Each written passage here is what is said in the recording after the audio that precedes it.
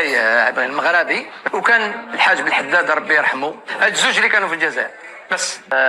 خاطش حنايا من تيز، حنا من باب الصحراء من تيزنيت، حنا من السود ماروكان. لا فوتو ماكوتو والاسم تاعش.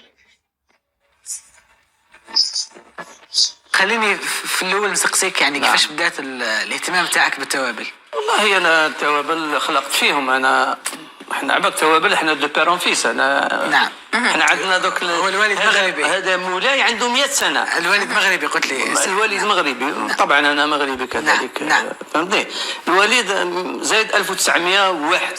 الله يبارك. بكري ما كانش الخلطات. ما كانش معروف هذا زعما قال ميلونج مكسيكان ولا ما كانش منها هذه. فهمتني. طيب الحاج، انا شفت الان ربما بعض القارورات هنا واحده مكتوب فيها لوبيا، واحد كسكس ماروكا.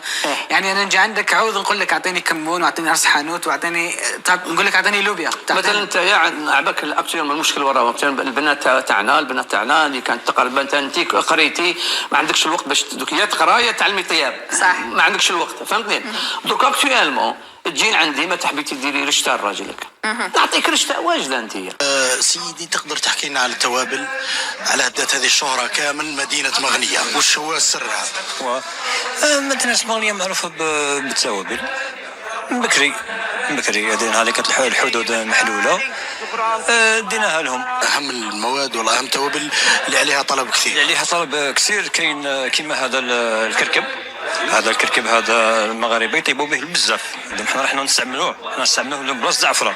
كاين كيما هذا عاود هذا زنجبير، حنا نقول لها الجهه تاعنا تاع الغرب هنا نقول لها سكنجبير، ومنا كيما نقول بحال جوارينا منا يقول لها سكنجبير. فهي تختلف عن باقي الولايات الأخرى نظرا للعادات وتقاليد الأكل في المنطقة، والتي تشبه إلى حد كبير عادات المغرب الشقيق. وش هي التوابل اللي تجيبوها من المغرب؟ هل دخلوها هنا المغنيه؟ من المغرب في الساعه ما راه كاين والو، راه كاين فلفل حمراء وزعفران، هذا ما كان. وفي الساعه حنا نخدموهم حنا بيدينا، نكحلوا دراهم بالعال، حنا كاع واحد قال تقريبا حنا كاع نخدموهم. قبل ما تكون ملي كانت الحدود مفتوحه، يعني كانت كل المواد تجي من المغرب ولا تستوردوها ولا؟ تقريبا في هذيك الساعه هذيك كانت الحدود محلوله، كنا ندخلوهم من الحدود، كان ينقبوا لنا شويه حنا مال شحال وهذا كنا نجيبوهم.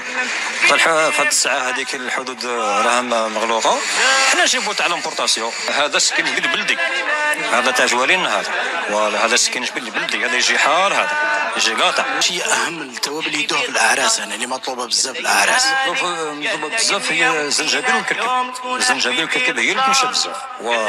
الزنجبيل والكركب، وعندنا جامبو تاع المغرب. فوالا هذاك ما يخطاش. كان حتى بعض المواد تاع البينه كما يقولوا احنا الياجور ولا القرمود يخلطوها مع انواع من التوابل اللي تحمل نفس اللون. ولد فادي الغش يؤكد التجار النظاميون على عامل السعر والمصدر الموثوق قبل اقتناء التوابل. تاع المروك نجيبوه من المروك. قال لك الرجوع الى الاصل فضيله. مساء النور، مرحبا بكم عندنا. الله يسلمك. ربما المشاهد الجزائري يشوف قصر لاله مريم لاول مره، تقدري تعرفينا بهذه المؤسسه؟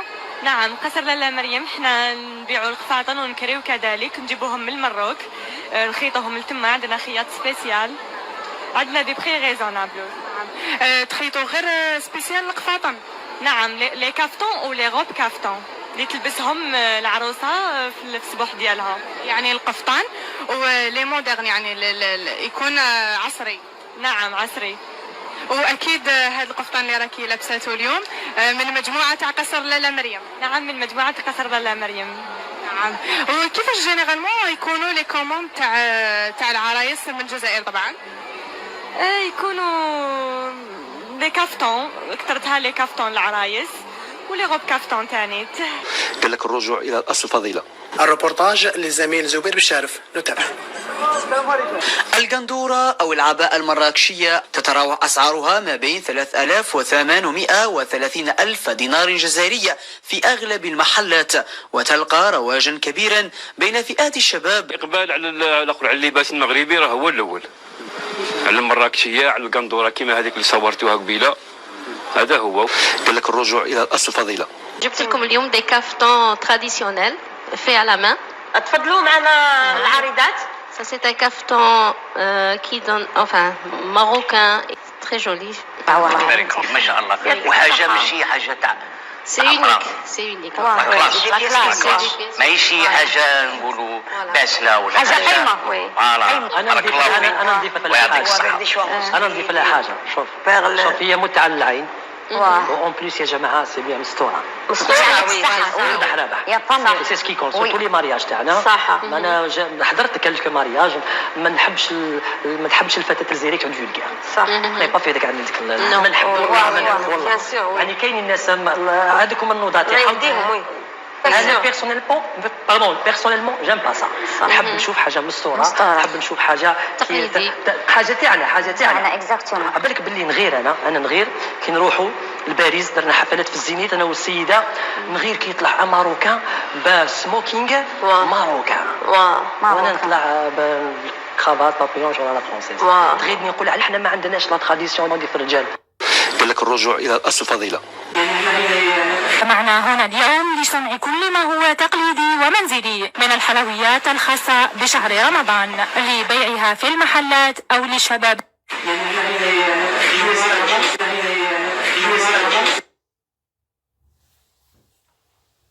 قال لك الرجوع الى الاصل فضيله. نبداو بالشباكية. شباكية كاين شباكية في المغرب. شباكية تختلف واش نديرو فيها، واش في طريقة التحضير. هذه فيها لي زيبيس، فيها القرنفل، فيها المسكة الحرة، وفيها القرفة، فيها فارينة وزبدة وجلجلان. ميم لاباط مخدوم فيها الجلجلان بزاف. انا كليتو ديجا باسكو عندي يعني على دراية تاع المغاربة مي نديليست ما شاء الله. يعطيك الصحة. بيان سور طارق حيقطعنا باسكو طاطا فتحها هي كذلك ما تخافيش. الصحراء وهنا دوقي طاطا دوقي معليش افيك بليزير. ترو بون الله يبارك. هذا عجبتني طاطا جردتها جون ثقتك وقديم وقت تجيب لنا. لا من بعد ماشي دوكا من بعد نكملوا برك المخرج يزعل منا. قال لك الرجوع الى الاصل فضيله. العمارية موضة جديدة أصبحت تعتمدها بعض العائلات الجزائرية في الأعراس، وهي عبارة عن عادة مغربية حيث تدخل العروس محمولة على أكتاف بعض الشباب وسط الزغاريت على أنغام مغربية. يدوا معهم لي توني تاعهم بيان سور ماروكان والحالة بالبرانس الناس والحالة، وهي جاية على كل حال من المروك واللي يخدموها في القفطان العمارية. قال لك الرجوع الى الاصل فضيله. لا روب تاعها بون كافتون فيردير راني شوف كافتون شوف فيه بيلي اي C'est un caftan kabyle. Voilà, c'est joli, hein. C'est un mariage entre marocain et kabyle. On peut donc, dire, voilà, vous avez... donc on a la coupe, t'as le marocain. Oui. La coupe c'est marocain, c'est le caftan marocain, mais les galons c'est zigzag, c'est kabyle. قال لك الرجوع الى الاصل. السلام عليكم، صباح اخباركم خاوتنا. اليوم حانوت جديد قفطان المغربي الاصيل، راه جاي جيست عند الدروج. دي موديل بزاف شابين، بدعيه جابادور تاع المغرب، سلعه بزاف نقيه بزاف شابه، كاليتي تاع خدمه، كاليتي تاع تيسي، سلعه كاينه اللي مخدومه باليد. قال لك الرجوع الى الاصل فضيله. كيما هذه جلابه نورمالمون في الكراب، حاجه شابه. هذا قفطان، عنده قفطان شباب تاع عرايس، تاع تصديره، تاع جهاز. قال لك الرجوع الى الاصل فضيله.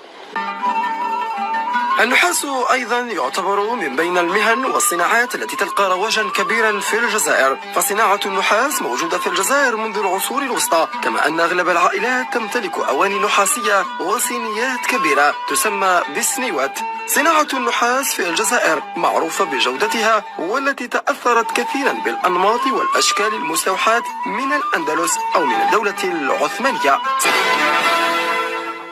اللي غادي نقول لك هي الحمد لله في هذه الساعه ديال دابا انا كنقول لهم هانئ لهم لهاد الشباب، هانئ لهم علاش؟ لانه الحمد لله كاين فرص وكاين الحمد لله طرق من جمله شيء. دابا الحمد لله الوزاره حلت الابواب ديالها مشكوره باش نكونوا كنهضروا منطقيين.